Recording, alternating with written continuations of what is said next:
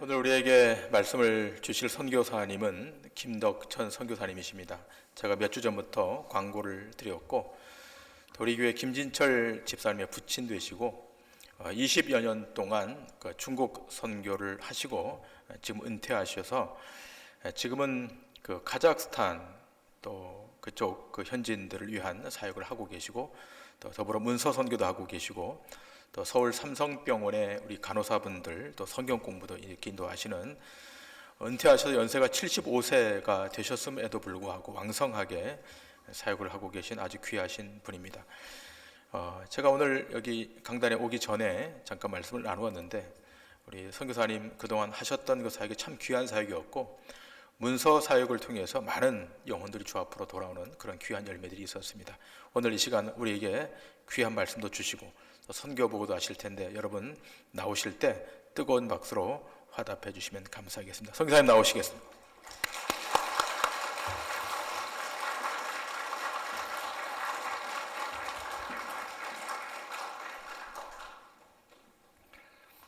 감사합니다. 이렇게 2021년 마지막을 보내는 12월 달 귀한 또 우리 강단을 내주신 목사님께 감사를 드리고, 또 성도님들 앞에서 말씀과 선교 사역을 보고할 수 있도록 인도하여 주신 하나님께 찬송과 영광을 돌려드립니다. 그러면 제가 여러분들에게 선교 사역에 대한 소개를 좀 드리도록 하겠습니다. 여러분들이, 저는 지금 글씨가 작아서 보이지 않습니다만은 우리 선교회의 목적을 여러분들께서 화면을 통해 보고 계십니다.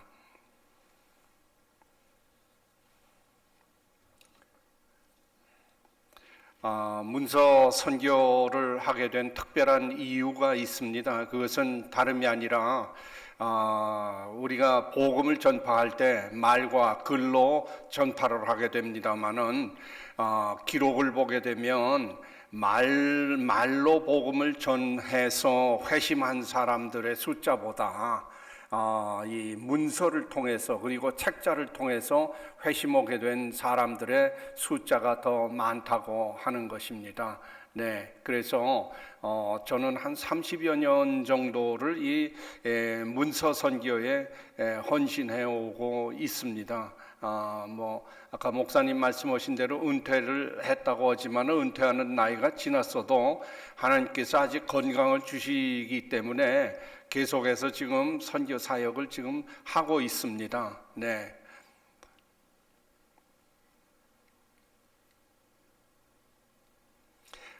지금 저기 보시는 바와 같이 선교를 하는 종류들이 지금 나열이 되어 있습니다.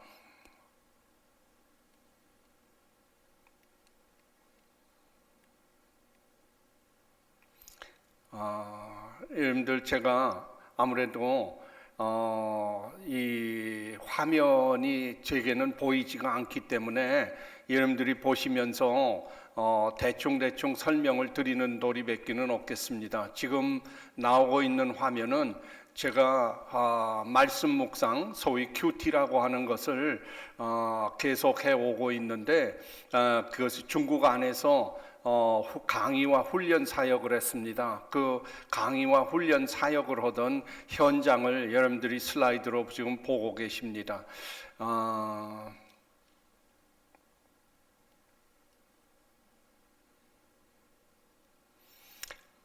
주로 했던 지역이 이제 북경 지역이 있었고, 그 다음에 상해 지역이 있었습니다. 그 다음에는 연길 북쪽으로 올라가서 연길 쪽에서 또 했었고요. 그 다음에는 운남성 쪽에서도 제가 그 사역을 진행을 했습니다. 그래서 대충 북쪽과 남쪽, 그리고 중간 지점에 있는 상해, 화동 지역, 그다음 북경 이 정도가 제가 강의와 훈련 사역을 하던 지역들이었습니다. 지금 다 보고 계십니다. 네.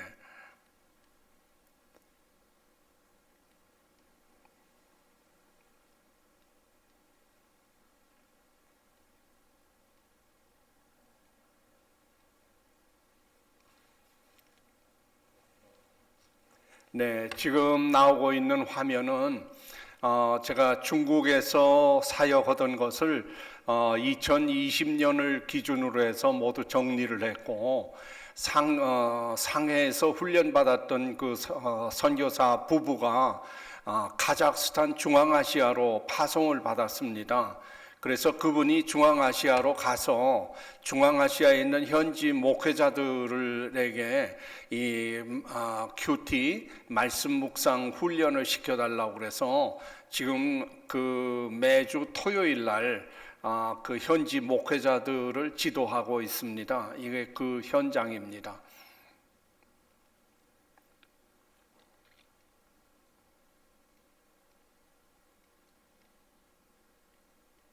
그 다음이 지금 이제 이게 문서 선교인데요. 제가 좀 설명을 드려요. 저기 지금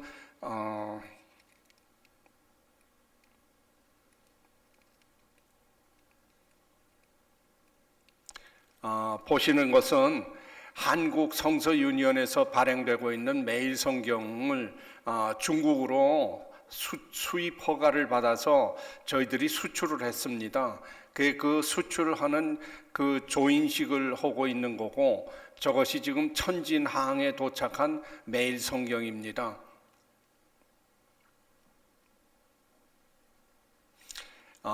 매일 성경이 2006년부터 시작해서 공식적으로 중국 세관을 통과해 가지고 중국에 한 2천여 권 정도를 공급을 했습니다. 그렇게 했지만은 이제 정권이 바뀌면서 2014년에 천진세관에 도착한 물건이 전부 압류를 당하고 소각당했습니다. 그렇게 하면서 중국으로 가던 이 문서선교의 길이 다 막혀버렸습니다. 그렇게 하고는 그저 강의와 훈련 사역, 그 다음에 출판을 중국어로 번역한 책을 중국 현지에서 출판하는 출판 사역을 해왔습니다. 지금 저기 그 보시는 것은 중국어로 집필하고 중국어로 편집해서 출판한 매일 독경, 매일 성경 읽기라는 말씀이죠. 그런 그 책을 5년 동안 그 해온 책의 표지들입니다. 이 큐티라고 하면 성경을 묵상하는 본문이 짧기 때문에 한번 성경을 일독으로 묵상을 끝내려면은 5년이 걸립니다. 그래서 그게 2016년부터 중국어로 매일 독경을 집필하고 편집해서 출판하는 사역을 했는데, 그것이 모두 2016년부터 시작해서 2020년에 끝이 났습니다. 그게 5년이 끝이 나고 지금은 두 번째 5년의 첫 해를 다시 또 지금 시작을 하고 있는 그와 같은 형편입니다.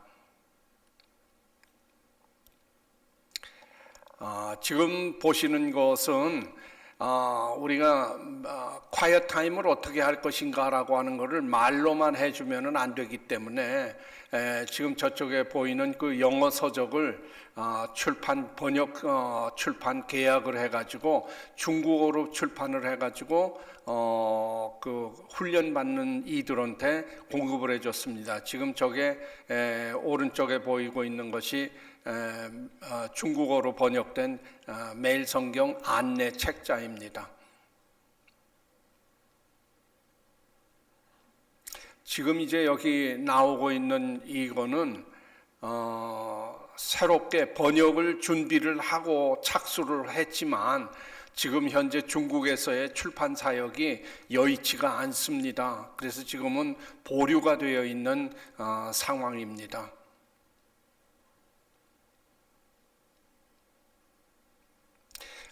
그 다음에 그 하고 있는 일은 저 북쪽 그 연변 자치주에 있는 연길 지역의 그 조선족 목회자들에게 주성류와 그리고 그 신앙 서적들을 공급해 주어서 한 분 가정에 저렇게 그 도서실을 설치를 해주면 그 주변에 있는 목회자들이 와가지고 빌려서 보고 또 그리고 매주일 독서 발표회를 통해 가지고 읽었던 독후감을 나누는 그런 그 개인 도서관 설치 운동도 해왔습니다. 이게 지금 서가에 꽂혀 있는 책들입니다. 그리고 이제 그 일을 중국 안에서 출판하는 일, 보급하는 일, 이런 모든 일들을 맡아서 진행하고 있는 사무실이 상해에 있습니다. 그래서 지금 저게 상해에 있는 그 출판 관계 책자들을 설치해 놓을 그것이고, 지금 이제 두 번째 슬라이드 보신 것이 중국어로 번역 출판해 놓은 책을 지금 저렇게 포장해서 인쇄소에서 도착한 사진입니다.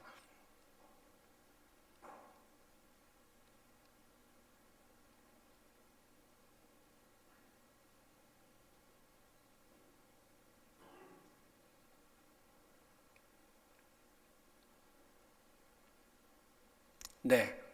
여기까지 하면 슬라이드를 꺼주셔도 되겠습니다. 네. 대충 지금까지 했던 것이 제가 중국 20년 사역에 이어서 작년 11월부터 진행하고 있는 카자흐스탄 선교 사역 현황을 여러분들한테 말씀을 드렸습니다. 이제 이어서 허락한 시간 동안에 우리 낭독해 주셨던 본문 말씀에 의지해서 제가 말씀을 전하도록 하겠습니다. 하나님은 자신의 언약 백성인 이스라엘을 위해서 신앙 지침서를 주셨습니다. 그것이 바로 시편입니다. 시편이 이스라엘 백성의 기도와 찬송의 책으로 잘 알려져 있습니다.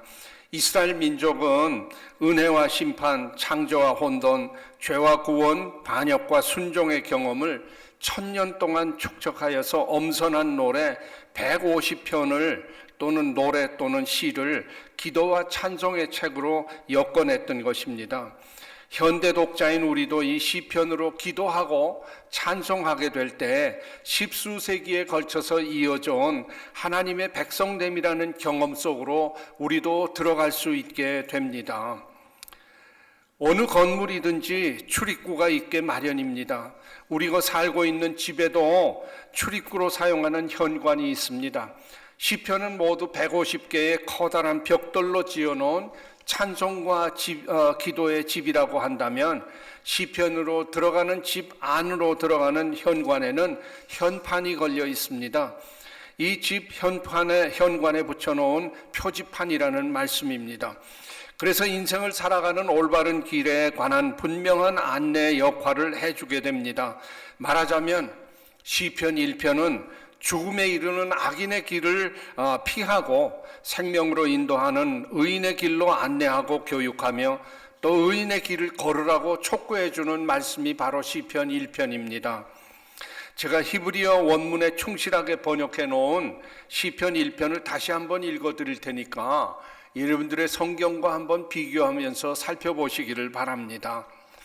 행복하여라 그 사람, 악인들의 꼬임을 따라가지 않고 죄인들의 길에 함께 서지 않고 오만한 자들의 모임에 앉지 않습니다.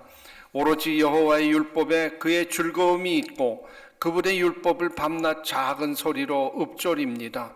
그래서 그는 시냇 물가에 심겨진 나무와 같아서 제 열매를 제때에 내고 그 잎사귀가 시들지 않을 것입니다. 그래서 그가 하는 모든 것은 형통할 것입니다. 악인들은 그렇지 않습니다. 오로지 겨와 같아서 바람이 그것을 흩어버릴 것입니다.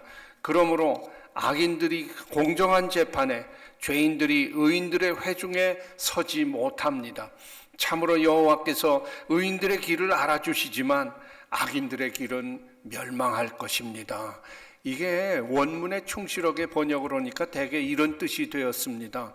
여러분들이 아마 비교해 보셨으리라 믿습니다. 이제 우리 가지고 있는 성경에 근거해서 제가 말씀을 좀 드리도록 하겠습니다. 우리 다 함께 1절을 한 목소리로 읽어보십시다. 시작.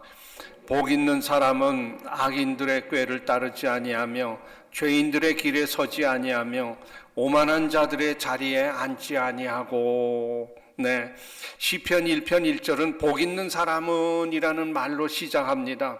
히브리어 원문으로 읽으면 아슈레이 하이쉬라고 합니다. 이 말은 복 있는 사람이 아니라 행복한 사람이라는 말씀입니다. 행복한 사람이라는 말이 시편 1편의 제목일 뿐만 아니라 시편 전체 총 150편이라고 하는 거대한 방으로 들어가는 현관에 써붙여 놓은 이 제호가 바로 행복한 사람이라고 말할 수 있습니다. 시편의 첫 글자 아슈레라는 말을 번역해 놓은 여러 번역본 성경들을 보면 이 용어의 의미가 그렇게 간단하지 않다는 것을 알 수 있습니다. 일반적으로 복 있는 사람으로 번역되지만 이 용어는 매우 독특한 뉘앙스를 품고 있는 전문 용어입니다. 아슈레는 구약 성경에 총 45번 나오는데 시편에서만 26편 등장을 합니다. 이것만 보아도 이 용어가 시편에서 매우 독특한 의미로 사용되고 있다는 것을 알 수 있습니다. 복이라는 말은 하나님의 은혜로 값없이 주어지는 무상의 은혜라는 측면이 있지만 행복은 어떤 특별한 동작을 행한 결과 주어지는 보상이나 대가라고 말씀드릴 수 있습니다. 즉 복은 하나님의 은혜로 주어지는 반면에 행복은 하나님이 세워놓으신 질서에 순복하는 인간의 노력에 의해서 결정된다고 하는 것입니다. 시편 1편의 첫 절은 모든 사람이 열망하고 추구해야 할 지고의 행복으로 독자들을 초청하는 초대장입니다. 따라서 시편 1편은 행복에 관한 시로서 누가 참으로 행복한 사람인가라고 하는 주제를 다루고 있습니다. 그러면 우리 다 함께 2절을 한 목소리로 읽어보시도록 하겠습니다. 찾으셨으면 함께 읽습니다. 시작. 오직 여호와의 율법을 즐거워하여 그의 율법을 주야로 묵상하는도다. 개역 성경의 율법으로 번역된 말은 원래 히브리어로는 토라라고 합니다. 본래 토라는 가르치다, 교훈하다라는 동사에서 파생되었습니다. 율법이란 너무나 엄격하여 사람을 낙심시키는 법이 아닙니다. 그와는 정반대로 이 율법은 사람이 끊임없이 주의를 기울여야 하는 대상이요, 사람의 삶을 만들어 나가는 원동력이 됩니다. 그래서 우리가 갈망하고 사모할 대상이요, 그런 열망의 결과로 즐거움과 기쁨을 가져다 주는 주제인 것입니다. 행복한 사람은 여호와의 율법 안에서 최상의 즐거움을 발견하게 됩니다. 여호와의 율법이란 용어는 좁은 의미로는 십계명을 가르칩니다. 근데 그보다 조금 더 범위를 넓히면 모세가 기록한 5책, 모세 5경을 말합니다. 근데 그보다도 더 범위를 넓히게 되면 구약 성경 전체를 가리키는 말입니다. 그러나 따라서 율법은 넓은 범위에서 하나님의 말씀으로 해석을 하는 것이 옳습니다. 그렇다면 누가 참으로 행복한 사람인가요? 여호와의 율법을 즐거워하는 사람이 행복한 사람입니다. 하나님의 가르침을 너무도 좋아하는 사람, 여호와 하나님의 교훈이 꿀과 송이꿀보다도 더 달게 여겨지는 사람, 다시 말해서 여호와 하나님의 말씀을 인생 최고의 즐거움으로 삼는 사람을 두고 하는 말씀이 바로 여기에 나오는 복 있는 사람이라고 하는 것입니다. 행복한 사람은 무엇을 해야 되겠습니까? 그렇다면 2절 하반절이 이 질문에 대한 답을 제공해 줍니다. 여호와의 율법을 주야로 읊조리는 사람이야말로 행복한 사람이라고 말씀하고 있지 않습니까? 그렇다면 주야로 읊조린다, 주야로 묵상한다라는 말이 무슨 뜻일까요? 주야는 계속해서 늘, 항상 이런 뜻을 가지고 있습니다. 낮을 가리키는 주는 기쁠 때 또는 형통할 때를 의미하며, 밤을 가리키는 야는 슬픔의 때 또는 재앙의 때를 가리킵니다. 밤과 낮이라는 표현으로 시인은 밝은 날이든지 어두운 날이든지, 건강할 때든지 병들었을 때든지, 성공을 할 때든지 실패를 할 때든지 한결같이 여호와 하나님의 말씀을 읊조리는 사람이야말로 행복하다고 말합니다. 개역 성경에서 묵상하다로 번역해 놓은 말은 원래 히브리어로 하가라고 합니다. 히브리어 사전을 찾아보면 하가는 작은 소리로 읊조리다라는 뜻을 가지고 있습니다. 성도님들, 여기 묵상이 어떻게 작은 소리로 읊조리다라는 뜻이 되겠나 궁금하시지 않습니까? 그것은 우리 성경을 찾아보면 성경에 이미 답이 있습니다. 여러분들의 성경 1편을 한번 보시죠. 시편 1편을 보시면 거기 그의 율법을 주야로 묵상하는도다라고 하는 말 앞에 아라비아 숫자가 1로 기록이 되어 있는 것을 볼 수 있습니다. 성도님들 찾으셨습니까? 한번 다 찾아보십시오. 아라비아 숫자 1이 있죠? 네, 찾으셨죠? 그러면은 이번에는 시편 맨 밑으로 내려가 보십니다. 시편 맨 밑으로 내려가면 그 아라비아 숫자 1이라고 하는 것에다가 히라고 되어 있습니다. 히, 그거는 히브리어를 줄인 말이에요. 그리고 작은 소리로 읊조리다 이렇게 되어 있는 말씀을 찾아볼 수 있습니다. 그러니까 우리가 그냥 이 번역 성경만 놓고 묵상하는 거야 그러면 그 의미가 제대로 통하지 않습니다. 히브리어의 묵상하다에 해당하는 말의 의미는 어떤 말이냐면은 작은 소리로 읊조린다라는 말씀이에요. 우리가 성경을 읽을 때 소리내서 읽고 소리내 읽었던 그 말씀이 우리의 고막을 울리게 되면 이 말씀은 우리의 내면 세계로 들어오게 됩니다. 말하자면 우리 마음속에 이 하나님의 말씀이 저장이 된다는 말씀입니다. 이 저장되었던 말씀은 내가 성경책을 덮어놓았다 하더라도 내 마음속에서 저장되었던 말씀이 기억이 납니다. 그때 나는 작은 소리로 기억나는 그 말씀을 따라서 읊조리게 되는 것입니다. 그래서 묵상하다라는 말의 의미는 작은 소리로 읊조리다라고 하는 것이라는 것을 오늘 이 제 설교를 통해서 확실히 깨닫기를 바랍니다. 근데 하가라는 히브리어 동사가 사용되고 있는 독특한 그 경우를 우리 성경에서 발견할 수 있습니다. 이 용어는 동물들의 울음소리를 표현할 때도 사용되는 말씀입니다. 예를 들면 이사야서 38장 14절을 잘 음미하면서 읽어보면 그 의미를 쉽게 깨달을 수 있습니다. 제가 여러분들한테 읽어드리겠습니다. 나는 제비같이 학같이 지덕이며 비둘기같이 슬피 웁니다. 나의 눈이 쇠하도록 하늘을 쳐다봅니다. 여호와여, 내가 압제를 받사오니 나를 돕는 자가 되어 주소서. 여기 지금 본문에 슬피 웁니다로 번역해 놓은 말이 히브리어로 하가입니다. 이 구절은 시인이 어려움에 처해 있을 때 연약한 새처럼 슬피 울면서 하나님의 도우심을 기다리는 모습을 묘사하고 있는 말씀입니다. 시편 1편에서 시인이 율법을 작은 소리로 읊조리는 이유는 바로 이와 같은 절박한 심정에서 지금 부르짖고 있는 말씀이라는 것을 가르쳐 주기 위함입니다. 여러분, 이 유다가 이스라엘, 북이스라엘 10지파는 아수르에 멸망당하고 남왕국 유다는 바벨론의 포로가 되었습니다. 바벨론의 포로로 붙들려가서 70년 바벨론에서 포로 생활을 하는 환난 중에도 낭망하지 않고 고난 중에도 다른 곳에 도움을 청하지 않습니다.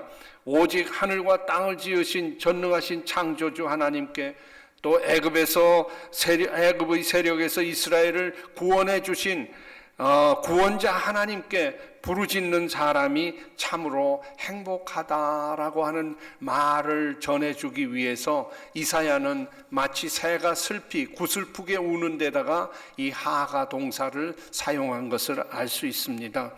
그렇다고 한다면 지금 말씀드렸던 2절을 한번 다 잘 정리를 해보겠습니다. 참으로 행복한 사람은 여호와 하나님의 말씀에 주의를 집중하고 여호와 하나님의 말씀을 따라 사는 삶을 즐거움으로 사는 사람입니다. 그는 하나님의 말씀을 펼쳐들고 그 말씀 앞에 무릎 꿇고 성경을 소리내어 읽는 사람입니다. 즉 여호와의 말씀을 낮이나 밤이나 작은 소리로 읊조리는 사람이라고 하는 것이 2절의 말씀입니다. 성도님들, 우리 다 함께 3절 말씀을 한 목소리로 읽어보시겠습니다. 시작. 그는 시냇가에 심은 나무가 철을 따라 열매를 맺으며 그 잎사귀가 마르지 아니함 같으니 그가 하는 모든 일이 다 형통하리로다.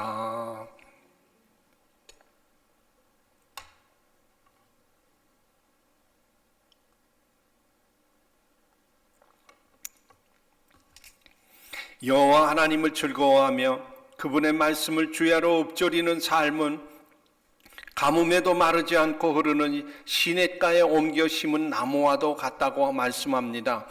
개역 성경에서 시냇물로 번역된 히브리어 원문은 팔게이 마임이라고 합니다.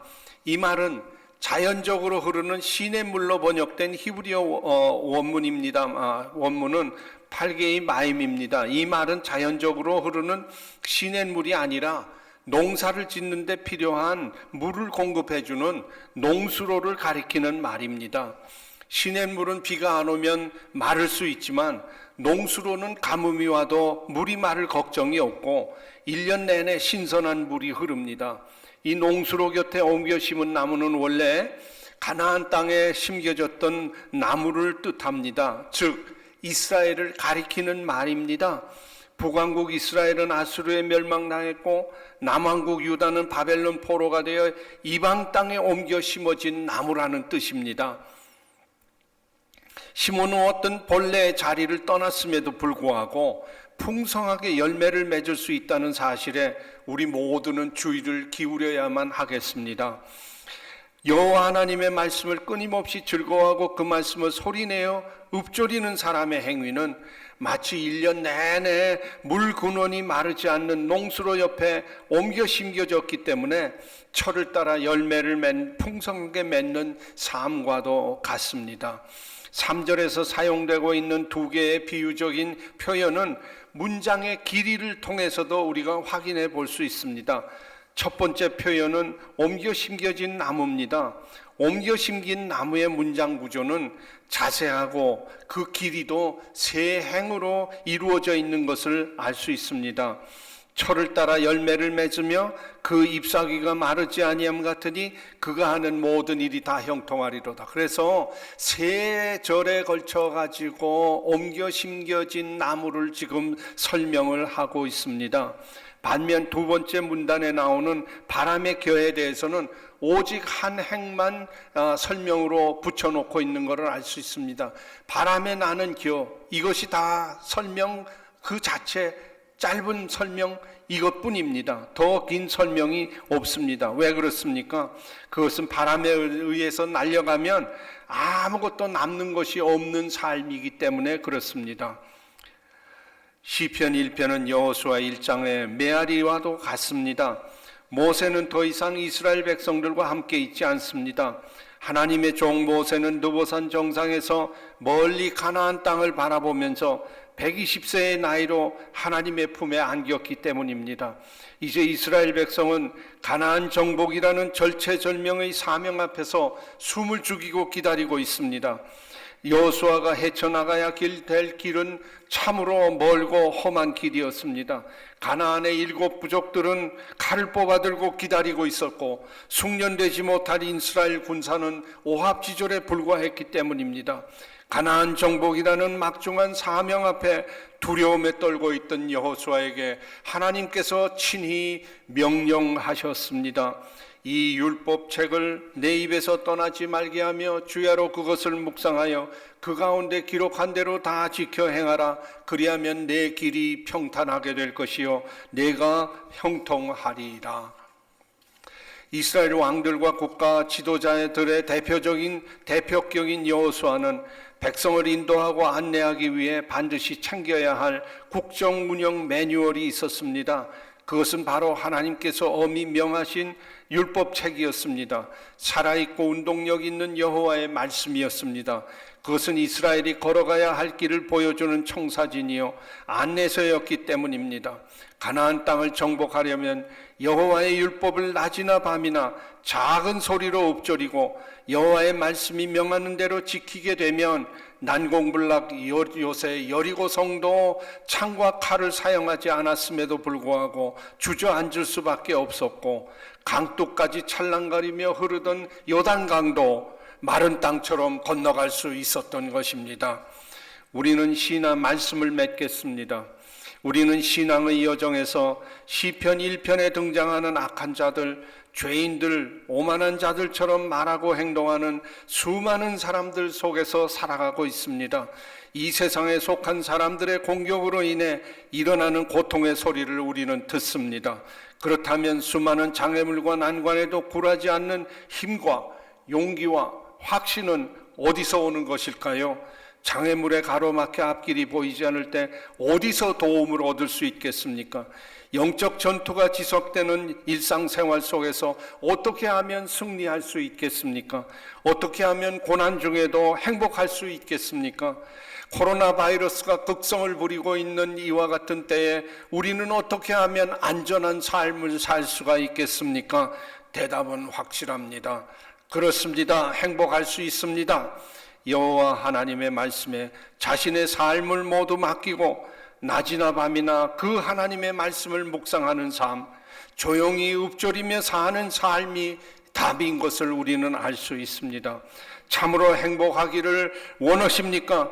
여호와의 말씀으로 즐거움을 삼고 그 말씀을 낮이나 밤이나 작은 소리로 읊조리는 말씀 묵상의 삶을 사는 성도들이 되시기를 주님의 이름으로 축원합니다. 아멘. 기도하시겠습니다. 하나님 아버지, 오늘 종이 하나님의 말씀을 전했습니다.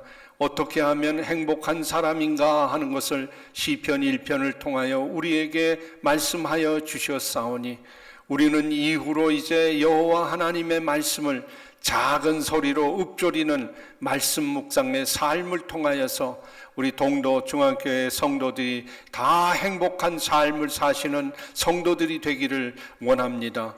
이 모든 말씀을 우리 주 예수님의 이름으로 감사드리며 기도하옵나이다. 아멘.